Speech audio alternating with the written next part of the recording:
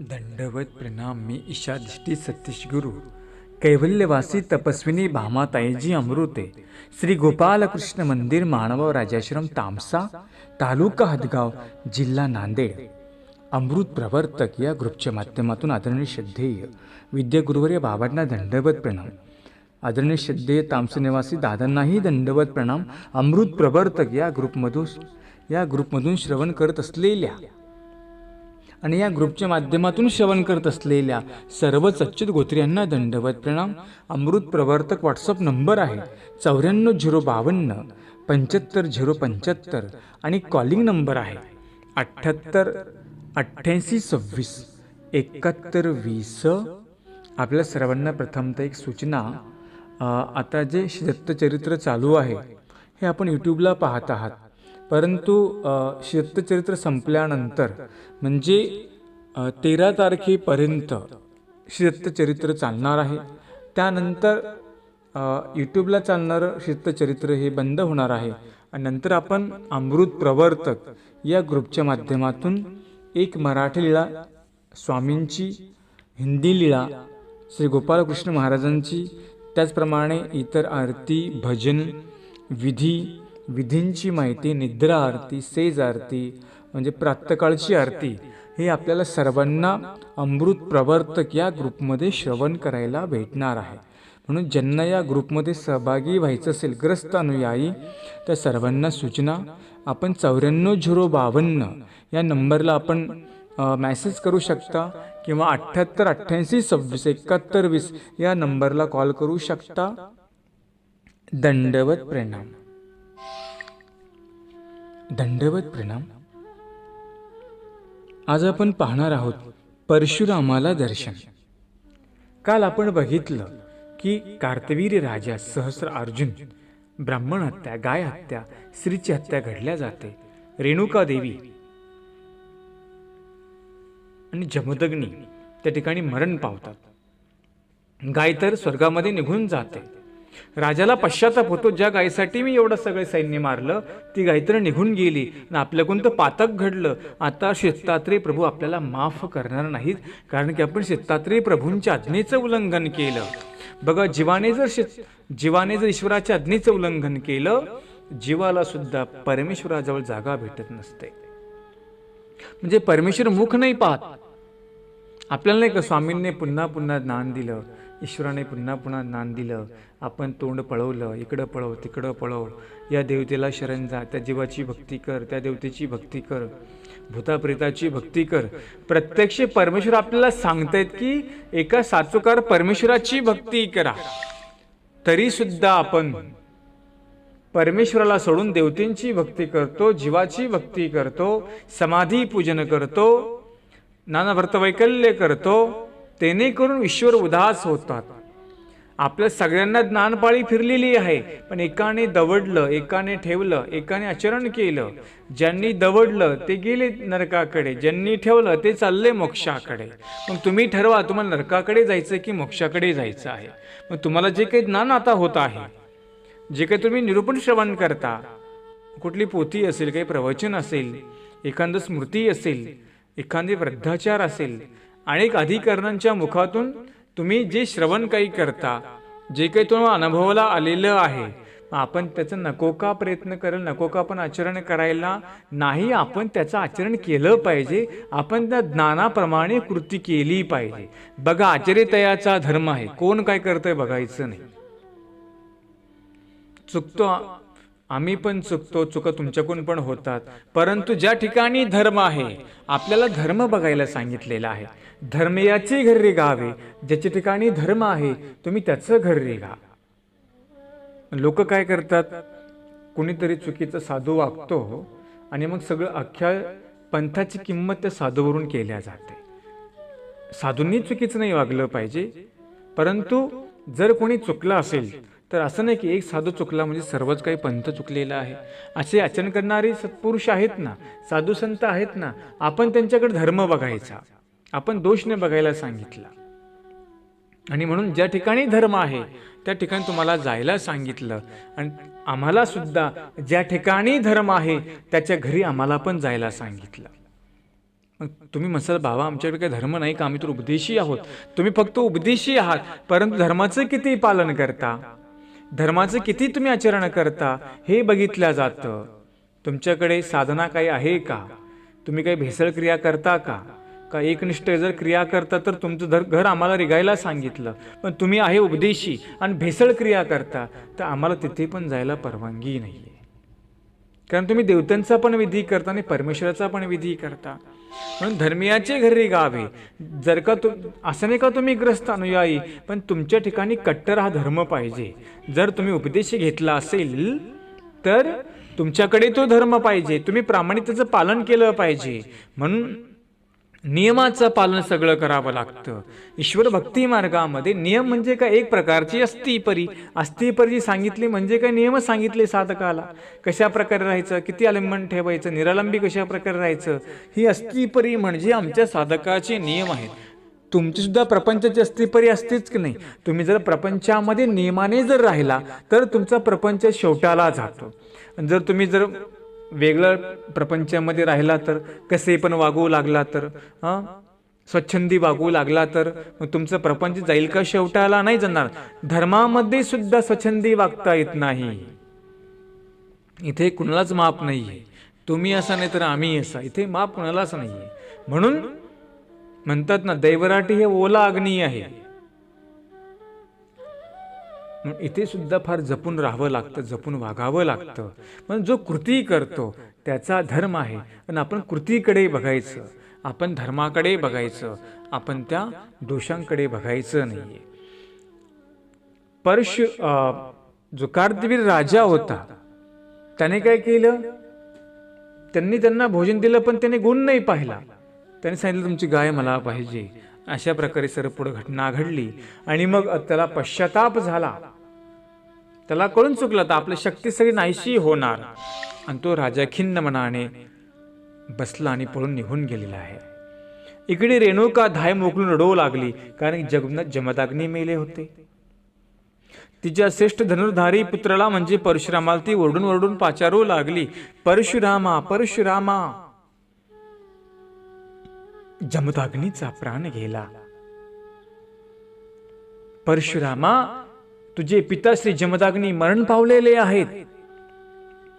रेणुकीच्या डोळ्यामध्ये अश्रू आहेत, तिची ती करुणा, तिचा तो आवाज.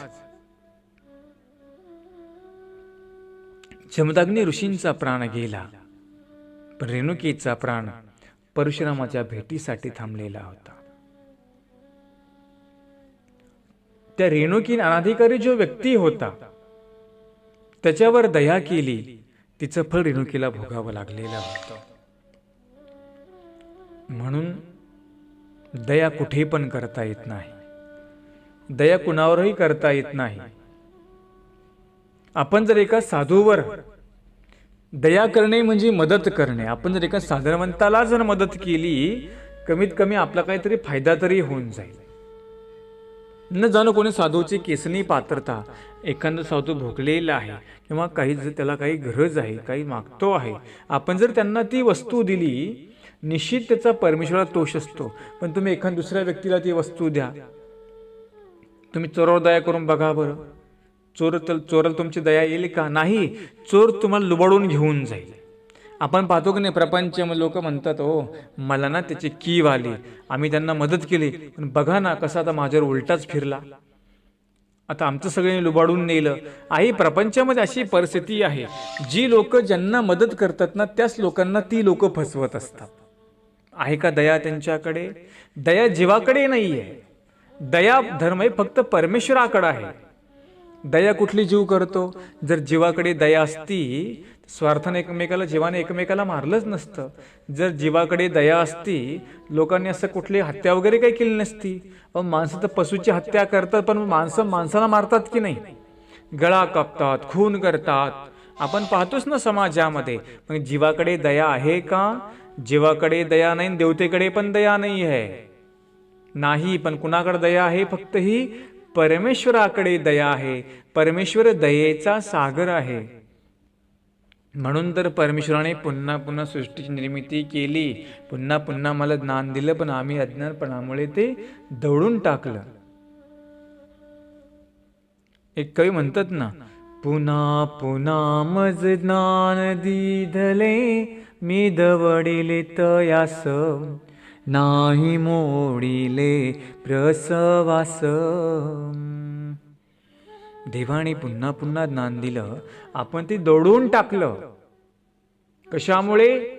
आपण काही पाठीमागे अर्पण नाही केलं, कोण भजन पूजनादी क्रिया नाही केली, मग कसा अधिकार निष्पन्न आपला होईल? आत्ता जर आम्ही भजन पूजनादी जर क्रिया केल्या तर आमचा पुढे अधिकार निर्माण होईल, प्रस्तुत आमचा अधिकार निर्माण होईल. एकाचा पुढे होतो, एकाचा आत्ता होतो. ज्यांनी पाठीमागे भजन पूजनादी क्रिया केल्या त्यांचा अधिकार आत्ता निष्पन्न होत असतो. जसं तुम्हाला उपदेशाचा योग आला म्हणजे काय आला? तुमचा अधिकार आलेला आहे. मग तुम्हाला उपदेश भेटेल, तुम्हाला गुरुमंत्र भेटेल, नंतर तुम्ही मार्गामध्ये प्रवेश करसाल, मग तुम्हाला हळूहळू माहिती होईल. म्हणजे काय? तुम्ही पाठीमागे पेरलं, आत्ता उगवलं, आत्ता पेरसाल तर ते पुढे उगवेल, प्रस्तुत उगवणारच आहे. पण हे क्रिया आमच्याकडे पाहिजे. कार्तवीर्याने पेरून ठेवलं होतं, परंतु त्यांनी दौडून टाकलं. शक्तीचा गर्भ झाला, दौडून टाकलं. आणि मग ही घटना घडली. परशुरामाच्या भेटीसाठी रेणुका तगम करत होती. महादेवाने सांगितलं, परशुरामा त्वरित तुझ्या आईकडे जा, तुझे आईवडील संकटामध्ये आहे. परशुराम त्वरित आश्रम मध्ये आले. रक्तांचा सर्वत्र पूर वाहत होता, मांसांचा चिखल झालेला होता. बिभत्स रूप त्याने पाहिलं आणि आपल्या त्या रक्ताच्या थरवळ्यामध्ये त्यांचे आईवडील त्या ठिकाणी पडलेले होते. त्यांचा शोध घेऊ लागला. लाखो सैन्य, हजार सैन्य मारल्या गेलं होतं. सगळीकडे सगळं रणांगणामध्ये रक्तांचा सडा पडलेला होता. रक्तांचा म्हणजे मांसांचा चिखल झालेला होता. याच्यामध्ये कुठे आपले आईवडील? हा परशुराम शोधू लागले. रेणुकीचा आक्रोश चालू होता. त्याच्या कानावर तो आईचा ध्वनी गेला. ध्वनीच्या साह्याने आई जवळ गेला. आईची भीषण अवस्था बघितली आणि क्रोधायमान झाले परशुराम. आई वडिलांची अवस्था पाहून दुःखी झालेला परशुराम आईला कवटून विचारला, आई हा प्रकार कसा काय झाला ग? असं कोणी तुमची अवस्था केली? तुम्ही तर जंगलामध्ये होता, सुखी होता. कोणी केलं आई असं? क्रोधाने डोळे आग ओकू लागले, शरीर कापू लागलं. आई वडिलांच्या अंगावरील घाव त्याने मोजले. 21 घाव मोजून कमंडोलीतून पाणी घेऊन आई वडिलांना विनम्र होत नमस्कार करून परशुराम म्हणाला, ज्या दुष्टाने माझ्या आई वडिलांची अवस्था केली त्याला मी निर्घुण हत्या करेल, त्याला मी शासन करेल. मी 21 वेळा नाश क्षत्रिय वंशाचा नाश करेन. ज्याने माझ्या आई वडिलांची अशी व्यवस्था केली, मी त्या वंशाचा 21 नाही 2 नाही 21 वेळा मी त्याचा नाश करील. अशा प्रकारची त्रिवार प्रतिज्ञा परशुरामाने घेतली आणि पाणी सोडलं निघालेलं आहे. परशुरामाने सुद्धा दुःखाने आकांत केला. कुणाला असं वाटणार नाही की आई वडिलांची अशी अवस्था पाहिल्यानंतर परशुराम क्रोधाने अग्नी झाला. अग्नी त्याच्या डोळ्यामध्ये अग्नी होता. क्रोध निर्माण झाला. आई वडिलांचा अभिमान निर्माण झाला. ज्या आई वडिलांनी मला लहानसं मोठं केलं, मला विद्याभ्यास दिला, त्या आई वडिलांची अशी अवस्था पाहिल्याबरोबर कोण असा पुत्र आहे जो क्रोधित होणार नाही? परंतु आजकाल समाजामधली परिस्थिती अशी आहे, आपल्या आईवडिलांची सेवा तर कोणी करत नाही. बऱ्याच जे शिकलेले आहेत ना, त्यांचे आईवडील आता वृद्धाश्रम मध्ये आहेत. तेही जास्त संख्या जर कुठे आहे ती महाराष्ट्रामध्ये आहे. सगळ्यात जास्त संख्या कुठे माहिती आहे का? महाराष्ट्र म्हणजे वृद्धाश्रमाची ही महाराष्ट्रामध्ये आहे, ज्या ठिकाणी जास्तीत जास्त म्हातारे आईवडील त्या ठिकाणी थांबतात. शिकलेली मुलं बिघडत असतात आणि आता सुद्धा जे शिकलेले आहेत की नाही त्यांचेच आईबाप वृद्धाश्रम मध्ये आहे. जे चांगल्या पदावर आहेत की नाही त्यांचे आईबाप आता वृद्धाश्रम मध्ये आहेत. कशामुळे? फक्त त्या मुलांना शिकवलं पण संस्कार नाही दिले लहानपणी तुम्ही त्यांना. म्हणून त्यांना आत्तापासून धर्माचे संस्कार द्या. फक्त तुम्ही त्याला पैसे कमवण्याचं ज्ञान शिकवून दिलं, परंतु धर्म कमवण्याचं ज्ञान आपण त्याला शिकवलं नाही. म्हणून आमच्या मुलांना आता चरित्र त्यांच्या हातामध्ये द्या, त्यांना श्रीकृष्ण चरित्र त्यांना वाचायला लावा, स्वामींचे लीला चरित्र त्यांना वाचायला लावा, त्यांना देवपूजेसमोर 15 मिनिटं बसायला लावा, त्यांना देवपूजा करायला लावा, त्यांना दंडवत घालायला लावा. दंडवत, त्यांना एखादं पारायण करायला लावा, त्यांना साधूंना दंडवत प्रणाम करणे शिकवण्याचं ज्ञान द्या. हे त्यांना कर्मसंपत्ती पण द्या, धर्मसंपत्ती पण त्यांना द्या. ही शिदोरी प्रत्येक आई वडिलांना आपल्या मुलांना देता आली पाहिजे. परशुराम संस्कारशील होते, अशी जर शिदोरी प्रत्येकाने जर आपल्या मुलांना, आई वडिलांनी आपल्या मुलांना जर दिली, निश्चित ती मुलं चांगल्या प्रकारे घडतात. म्हणून आमच्यामध्ये प्रथा आहे, मुलांना लहानपणी उपदेश देणे, त्यांना गीता पठण करायला लावणे. कशामुळे? ज्याने गीतेचं पठण केलं, ज्याने चरित्र श्रवण केलं, ज्याने काही श्रवण केलं म्हणजे चरित्र वगैरे, ते चांगल्या प्रकारे घडवू शकतात. अशी उदाहरणं आपल्या भानुभाव संप्रदायामध्ये आहेत. परशुराम दुःखिस्त झाला, रडू लागला. रेणुकीने सांत्वन केलं आणि सांगितलं की आता रडू नको, आता आमचा जो अंत्यविधी आहे त्या कोऱ्या भूमीवर कर. दत्तात्रेय प्रभूंच्या हस्ते आमचा अंत्यसंस्कार कर. दत्तात्रेय प्रभूंचं नाव घेतल्याबरोबर परशुराम म्हणतो, आई मी दत्तात्रेय प्रभूंना कसे ओळखे? मी त्यांना ओळखत नाही, ते मला कसे भेटणार? रेणुका क्षणभर थांबली. श्री दत्तात्रेय प्रभूंचे चिंतन केलं. चिंतन करून ध्यानमग्न होऊन ती म्हणते, परशुरामा आमची कावड घेऊन तू सह्याद्री पर्वतावर जा. तेथील शिखरावर ज्यांच्या दर्शनाने कावडीच्या बासाला कोंब फुटेल ती श्री दत्तात्रेय प्रभू आहेत असं ओळख. असं म्हणून रेणुकीने डोळे मिटले. तुम्हाला म्हटलं की रेणुका ही ज्ञान विग्रह होती, म्हणून तिला बरोबर तिने जाणलं की दत्तात्रेय प्रभू कशा प्रकारे तुला भेट देतील. श्री दत्तात्रेय प्रभू कोण आहेत हे तुला मी सांगते. तिने तुझ्या कावडीला जेव्हा कोंब फुटेल ते श्री दत्तात्रेय प्रभू आहेत अशा प्रकारची ओळख, जे पारधी वेशामध्ये तुला दर्शन देतील ते श्री दत्तात्रेय प्रभू आहेत अशा प्रकारची ओळख रेणुकीने परशुरामाला सांगितलेली आहे. एका कवींनी फार सुंदर वर्णन केलेलं आहे. आदरणीय सिद्धेमचे विद्यागुरुवरे तळगावचे बाबांनी स्तोत्र समूचे नावाचं एक पारायणाचं पुस्तक काढले. ब्रह्मविद्या पाठशाळा तळगाव संपादित स्तोत्र समूह नावाचे पुस्तक आहे बघा. त्या पुस्तकामध्ये ते स्तोत्र आहे. आई सांगते, ते कवीने एक वर्णन केलेलं आहे. जननी म्हणे पुत्र सज्जना ने तू मला दत्त दर्शना ओळखी नसे अत्रिनंदना हे दयानिधे श्री कृपागणा कावडी तुझ्या कोंब फुटला त्यासी देखता दत्त भेटला खांदी कावडी दत्त चिंतना हे दयानिधे श्री कृपागणा हे दयानिधे श्री कृपागणा. परशुराम आईला म्हणतो की आई मी त्यांना ओळखू कसं? आई सांगते की ही ओळखून तुला मी करून देते. तेव्हा तुझ्या कावडीच्या बासाला कोंब फुटेल तेव्हा दत्तात्रेय प्रभू आहेत असं ओळख.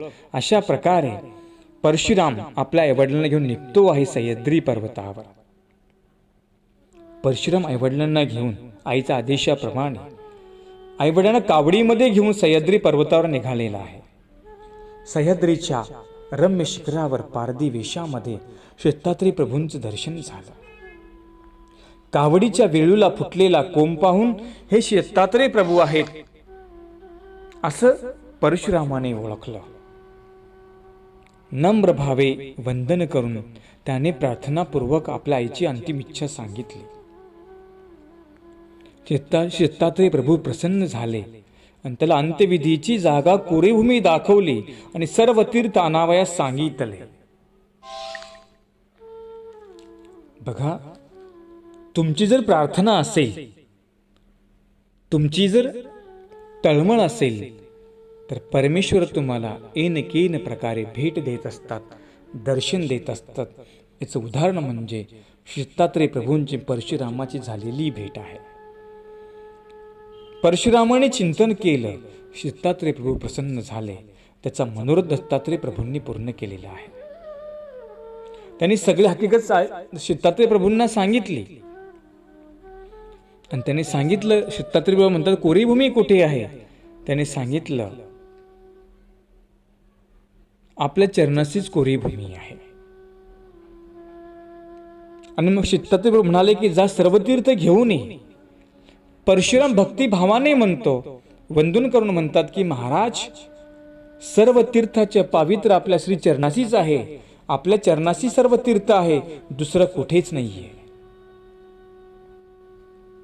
परशुरामाने कावड खाली टेकवली, धनुष्याला बाण लावला आणि दत्तात्रेय प्रभूंना वंदन करून भूमीत बाण मारला आणि पाताळ गंगेचे पाणी काढून दत्तात्रेय प्रभूंच्या श्री चरण प्रक्षालन केले. चरण उदकाने जमदाग्नी रेणुकेच्या प्रेताचं सिंचन केलं. मूल दरीत प्रेतावर अग्निसंस्कार केला. चितेला प्रदक्षिणा घालून परशुराम धनुष हाती घेऊन दत्तात्रेय प्रभूंच्या चरणी नतमस्तक होऊन दुःख करू लागला. एकच आहे तुम्हाला सांत्वन करण्याची जागा, म्हणजे ती म्हणजे परमेश्वराचं सन्निधान. सांत्वन फक्त परमेश्वर करू शकतात. जी जीवाचं सांत्वन करू शकत नाही म्हणजे दुःख दूर करू शकत नाही. आपण नाही का आता देवच वाली आहे. शेवटी आपण कुठे येतो? देवावर येतो. किती पैसा खर्च करा तरी तो वाचत नाही. आपण म्हणतो की आता देवाला प्रार्थना करा, वाचला तर वाचला. तुम्ही प्रपंचामध्ये पोळलेले आहात, होरपळलेले आहात, म्हणून तुम्हाला परमेश्वराच्या श्रीचरणी शरण जाता आलं पाहिजे. आपलं दुःख परमेश्वर करणार आहे, कारण की परमेश्वराचं सन्निधान आहे, अमृतासारखं असतं. म्हणून तर जे आत्मतीर्थ दत्तात्रेय प्रभूंचं त्याला अमृत असं म्हटलेलं आहे. तिथलं जे तीर्थ आहे ते अमृतासारखं म्हटलेलं आहे. कारण की परमेश्वरात चरणोदक जे असतं की नाही, हे अमृताप्रमाणेच असतं. कारण की आपण त्यांच्या चरणाचं उदक घेत असतो, म्हणून त्याला चरणोदक असं म्हटलेलं आहे. म्हणून मी पाठीमागे मुद्दा सांगितला होता की दररोज आपल्या घरामध्ये आपले जे विशेष आहेत त्यांचं चरण उदक दररोज काढत जा आणि घरामध्ये सर्वांना देत जा. जे काही आपल्यामध्ये जो काही बिघाड झालेला असेल, कोणी देवधर्म करत नसेल, कोणी काही तमतम करत असेल, कोणाला देवपूजाच करू वाटत नसेल, चरणोदक घेतल्यानंतर अशा प्रकारची सात्विकता निर्माण होते. आपण नाही का स्थानाचं चरणोदक घेऊन जातो किंवा अंगारा घेऊन जातो. कशामुळे? की देवाचा अंगारा लावल्यानंतर किंवा चरणोदक घेतल्यानंतर याच्या बुद्धीमध्ये काहीतरी फरक पडेल आणि पडतोच. चरणोदक घेतल्यानंतर, अंगारा घेतल्यानंतर एक प्रकारची सात्विकता आपल्यामध्ये येते, म्हणजे आपलं मन असं प्रसन्न होऊन जातं. तो एक भावाचा प्रकार आहे. दत्तात्रेय प्रभूंनी त्याला जवळ घेतलं. दत्तात्रेय प्रभूंकडे परशुराम रडू लागले. जवळ घेऊन दत्तात्रेय प्रभू ते सांत्वन करतात. परशुरामाला सांगतात की परशुरामा, दुःख विसरून जा. आईवडिलांना मृत्युमुखी लोटणाऱ्या सहस्रजनाचा बदला घेण्यासाठी दत्तात्रेय प्रभूंची मनोभावे पूजा अर्चा करून आज्ञा घेऊन थेट सहस्रार्जुनाच्या नगरीमध्ये आला. परशुरामाने महिष्मती नगरीच्या बाहेर सत्यवतीच्या तीरावर येऊन सहस्र अर्जुनाला युद्धासाठी पाचारण केलं. बघा, एकटा परशुराम होता आणि 1000 सैन्य घेऊन कार्तवीर राजा सहस्रार्जुन आलेला होता. सहस्र अर्जुन परशुरामावर चालून गेला, पण परशुरामाच्या क्रोधामध्ये सगळं भस्म होऊ लागले. एक एक करता 1000 वीर मृत्युमुखी पडले. 500 बाणांनी एकाच वेळी प्रहार करणाऱ्या सहस्रार्जुनाच्या सहस्र हाताचे बल असणाऱ्या दोन्ही भुजा परशुरामाने छेदून टाकल्या. कशामुळे? दत्तात्रेय प्रभूंची आज्ञा भंग केली म्हणून. बघा, परशुरामाला दत्तात्रेय प्रभूंचा जर वर असता कार्तवीर्याला, तर कार्तवीर्य पराभूत झाला असता का? नाही. एकटा परशुराम आणि याच्याकडे 1000 भुजा असलेला सहस्रार्जुन कुठे?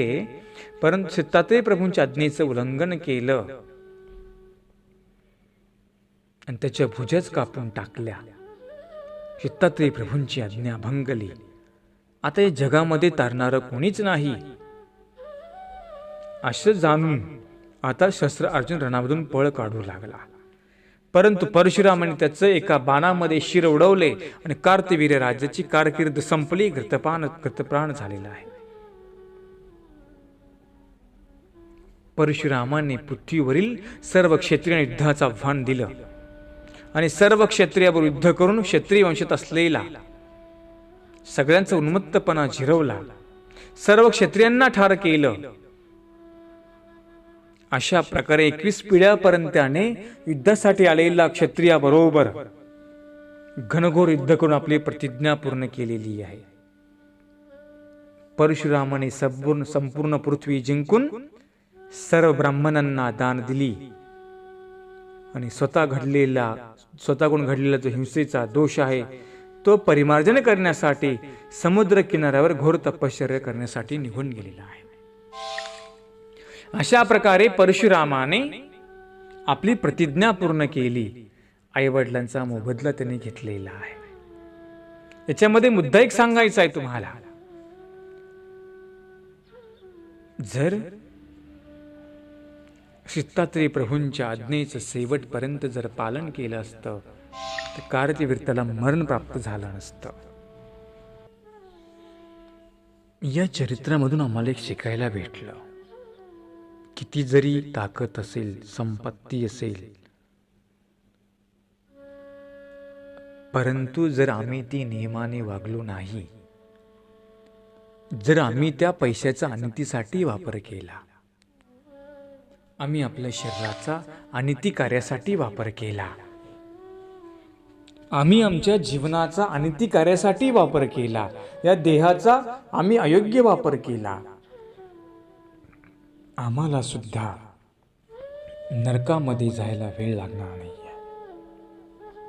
म्हणून सृष्टीमध्ये आल्यानंतर जे काही आम्हाला देवाने दिले त्याचा सदुपयोग केला पाहिजे. मग ते शरीर असो अथवा संपत्ती असो अथवा धन असो. आज लोक समाजामध्ये धनाचा योग्य वापर करत नाही, अयोग्य वापर भरपूर करतात. आहे धन पण नाही करू वाटणार धर्म, नाही करू वाटणार दान. आहे चांगलं सगळं घरी परंतु नाही करू वाटणार देवधर्म, नाही घालू वाटणार सत्पात्री भजन. म्हणून आम्ही ह्या चरित्रामधून आम्ही शिकलो, किती जरी आमच्याकडे असेल तर आम्हाला ते नीतिमार्गाने जर वापरलं तरच आम्हाला त्याचा काहीतरी फायदा होईल.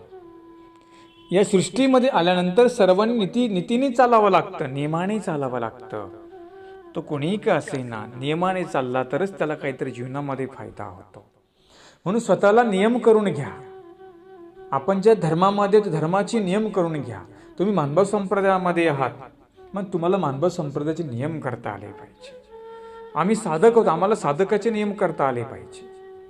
जर नियमाने जर चाललो तरच परमेश्वर प्राप्त होतो आणि तिने जर वागलो तर परमेश्वर प्राप्त होत नाही. म्हणून मार्गशीर्ष महिन्यामध्ये सेवेच्या माध्यमातून, चरित्राच्या माध्यमातून जे काय आम्ही लीळा श्रवण करतो, लीळेपासून प्रत्येक आम्हाला बोध घेण्यासारखा आहे. या चरित्रातून आपण आठवा, या चरित्रामधून शिका. आम्ही सुद्धा असा जर अनितीचा वापर केला तर विचार करा, ज्याला प्रत्यक्ष दत्तात्रेय प्रभूंचा सहवास होता, ज्याने प्रत्यक्ष सेवा केली होती आणि प्रत्यक्ष मुखातून दत्तात्रेय प्रभूंनी ज्या कार्तवीर राजाला वर दिला तो कार्तवीर राजा सुद्धा चुकला. त्याला सुद्धा झालं का साह्य, झाले का त्याला काही झाला ना, तो पराभूत मरणप्राय, त्याला मरण दुःख त्याला प्राप्त झालं ना, आम्हाला कसं का होणार नाही. म्हणून या प्रपंचामध्ये आल्यानंतर नरकाकडे आम्हाला जायचं नाहीये, आम्हाला तर मोक्षाकडे जायचं आहे. त्यासाठी दत्तात्रेय प्रभूंची सेवा करा, स्मरण करा, धर्माचं आचरण करा. जे काही धर्माने सांगितलं, जे काही आमच्या गुरूंनी सांगितलं ते जीवनामध्ये पालन करा. बघा तुम्हाला सुद्धा राणी मदलसा होता येईल, तुम्हाला यदुराजा होता येईल. आम्हाला कार्तवीर्य व्हायचं नाहीये, कारण कार्तवीर्य तो नरकाकडे गेला. आम्हाला मोक्षाकडे जायचं आहे. म्हणून दत्तात्रेय प्रभूंना विनंती करत जा, हे देवा परमेश्वर दत्तात्रेय महाराजा, असं काय आमच्या हातून घडायला नको, आमच्यातून अनिती घडायला नको देवा, मला काही नाही, तुझी साधनाची सेवा झाली पाहिजे, तुमची सेवा झाली पाहिजे, एवढं देवाला मागा. जास्त काही अपेक्षा करायची नाही. आणि देव पण काही कमी पडू देत नाही. जर तुम्ही देवाला दिलं, देव तुम्हाला कमी पडू देणार आहे का? नाही. पण जास्त अपेक्षा करायची नाही. जे आहे ते व्यवस्थितपणे नीट त्याचा उपयोग करा, धर्मासाठी, सत्कार्यासाठी त्याचा उपयोग करा. निश्चित तुम्हाला जीवनामध्ये चांगल्या प्रकारे धर्म प्राप्त करता येईल. अशा प्रकारे हे चरित्र आठवा, दत्तात्रेय प्रभूंची सेवा करा आणि सेवा करून दत्तात्रेय प्रभूंना प्रसन्न करून घ्या. दत्तात्रेय प्रभूंच्या सेवेचा अनुभव घ्या. एवढंच सांगतो. दंडवत प्रणाम. त्यांना एखादं